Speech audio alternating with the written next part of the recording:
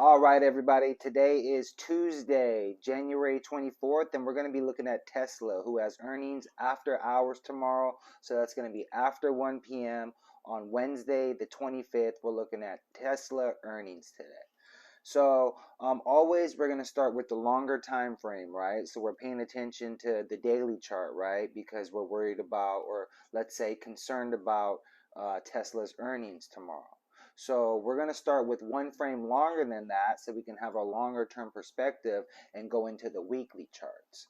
So if you remember a few weeks back, I had a bear case for Tesla. When Tesla was falling from above 300 and 200, I had a bear case for the 130 area because there was a significant gap on the charts there, right? Well, after we exceeded that and went down to the about 100 area, I also stated a case for a gap fill at around 82 to $83.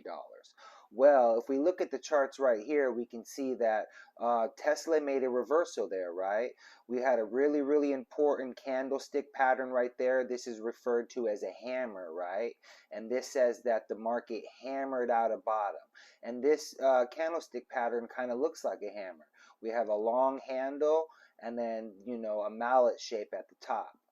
So this is a really, really bullish candlestick pattern.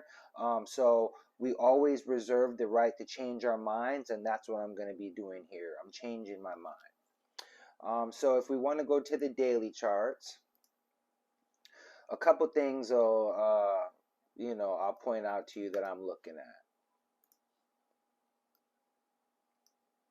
Well, number one is that as you remember from weeks gone by and videos have passed, this 8-day exponential moving average is really, really significant to me in my trading system.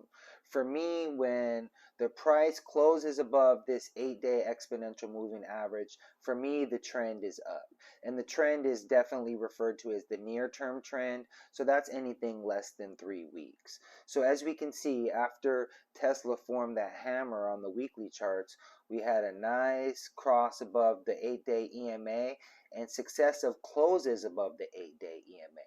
Once we closed above the 8-day exponential moving average, you can see that it tested it, but it continued to close above the 8-day exponential moving average. So for that sake, I'm bullish in the near term in Tesla.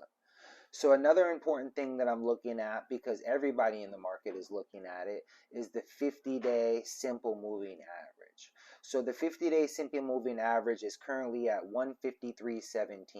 So that's going to be my first price target for Tesla, is about the 153 area, even though I do think that's pretty conservative.